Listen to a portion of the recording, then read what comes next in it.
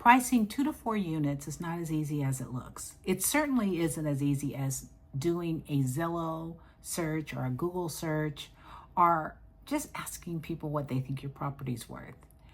Analyzing 2 to 4 unit properties is different from pricing large-scale multifamily properties, and it's definitely different from pricing single-family residences or condos. So let's talk about how you can analyze and determine the real value of your 2 to 4 unit property.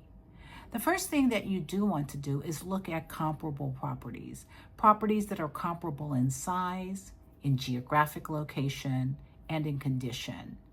In that respect, pricing a 2 to 4 unit property is not that different from pricing a single family residence. That's exactly what we do when we're looking to determine the value of a home or a condominium. But what is very different in a 2 to 4 unit building is you have tenants inside, and you often have units that are made up of different bedroom and bath counts. You don't have that problem in a single family residence or a condo. If you're looking at a home and it's similar in size, similar in location, similar in condition, you can extrapolate that value onto your subject property. But when you're looking at 2 to 4 units, you may have to compare, let's say your subject property is a duplex, you may have to compare that duplex to a triplex, or maybe even a fourplex if there isn't another duplex that has sold recently in your area. Let's assume that you're going to be comparing what I call apples to apples, that is, duplex comparables to other duplex comparables in your area, or triplex or fourplex buildings to other triplex or fourplex buildings in your area. The first question is, what does in your area really mean? In your area is generally a half mile to 3/4 of a mile, maybe up to a full mile radius around your property. Be mindful that if that radius crosses over major transit corridors or crosses over major neighborhood perimeter lines, that you may need to exclude certain properties that really aren't comparable because maybe they're outside of your neighborhood or they're on the other side of a boulevard. That makes a big difference.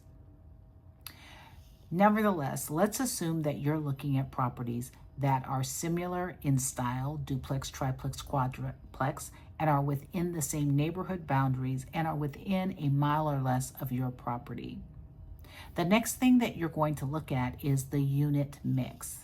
How many 2-bedroom units do you have in your duplex, triplex, or fourplex? How many 1-bedroom units?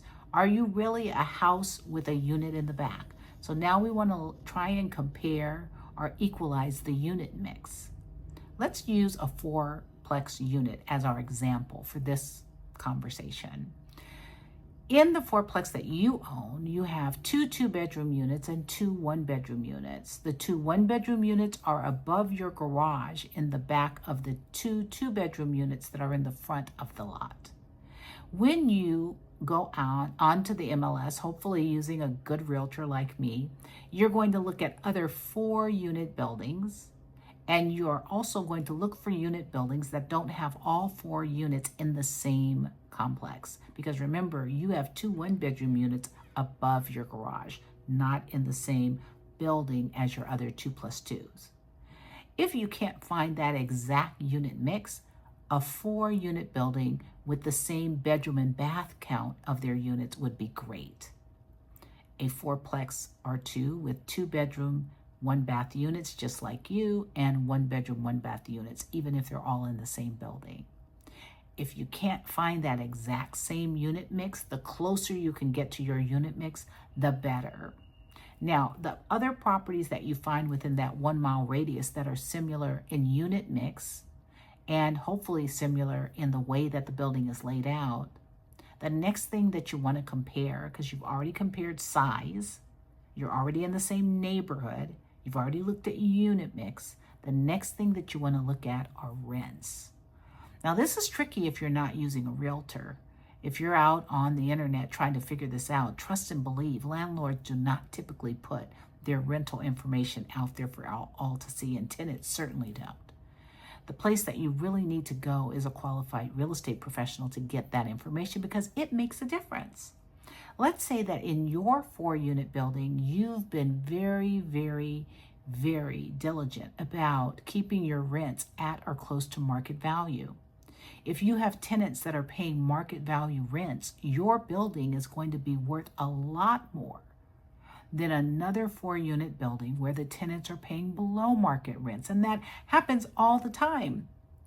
Why? Because some landlords think that their tenants are actually their family or friend. Now, if they are actually your family or friend, maybe that's a reason for giving them a break on rents. But if they're not, if they are just tenants and you claim to be running your building like a business, you should have your rents at closer to market value than farther away. But it is very common in my market, and my market is Los Angeles, a major urban market, very common for landlords to get comfortable and not raise the rents of their tenants reasonably. Trust and believe. In Los Angeles, it's going to be reasonable because we have a statewide rent cap in California that makes sure that you don't elevate your rents too much. And in Los Angeles, we have rent control, which further limits the amount that a landlord can increase the rents. So landlords, your hands are tied. Don't tie the value of your business up or the value of your building up by failing to raise the rents. You're not being mean. It's not inhuman. Cost of living, cost of renting does go up. So be diligent about maintaining your rents at or near market value unless you are willing to take a cut in the value of your building when you're ready to sell it. So your rents have an important correlation to the value of your building when you have a 2 to 4 unit building or certainly a 5+ building. After you take a look at the rents and you look to find, because you have market rents, to find other 4-unit buildings with a similar size in terms of square footage, a similar unit mix, and a similar layout, you're looking now for those buildings that have similar rents. If they don't, if those buildings that have sold that you're analyzing have sold for a lower amount and they have lower rents, no, your building's going to be worth more because you're going to offer the new owner better cash flow than the comparable buildings that you're looking at. So you can use their value as an idea of where to start, but your building is going to be worth more because of the increased rents. And if you're in a rent control area where there's a cap on raising rents, market rents are even more valuable because even if you buy a building with low rents, you can't raise those rents and ever really reach market value. Now, you've looked at the size of the building in terms of square footage, the geographic area that it's close to your subject building, the unit mix, the way that those units are laid out, and the rents. The next thing that you want to look at is condition. The condition of the building, because as a new owner, if you haven't maintained the building, old owner, the new owner is going to have to take that on. Now that analysis is not that different from when you're purchasing even a home or a condo. Obviously, if you have a home that needs a lot of work, it's going to be worth less than a home that has a lot of upgrades. So owner, if you've done upgrades, if you've upgraded plumbing or heating or roof or any of those things, make a list of those upgrades. If you're using a real estate professional, which is what I suggest you do, they're going to use those upgrades to help also incrementally elevate the valuation of your building. And they're going to use that when they're marketing your building to create even more enthusiasm. And enthusiasm equals value. Once you have evaluated the condition of the building, the unit mix, the size, the tenants, the rents, well, we didn't say the tenants, the rents, you're also going to take a look at the tenants. Okay, now we all know that we live in and thankfully a world where we pay attention to fair housing laws. So when I say you're going to evaluate the tenants, I don't mean based on any kind of protected class. You're not evaluating them to see what their race is or their sex is or their religious preference is or any of those things. We're talking about the quality of a tenant as a renter. Do they pay their rent on time? Do they take care of your property? Do they have unauthorized occupants in the building that you're going to have to get out? Are there pets that were not authorized to be there, that are not legally allowed to be there? Do they smoke if you want a no smoking building? Do they park their cars on the lawn? Do they complain about every last thing? Like, these are all the things that can devalue your building. Seems like it has nothing to do with the building, but when it is a 2 to 4 unit rentable building, trust and believe. The new buyers are looking at the quality of the tenant from the perspective of them being good tenants to rent to. So as you can see, valuing your 2 to 4 unit building is not just about going out onto Google and looking to see what Zillow or some other automated valuation says your building is worth. That is the silly man or woman's approach to valuing a property. If you want to value your property like a pro without using a pro, well, you can do that.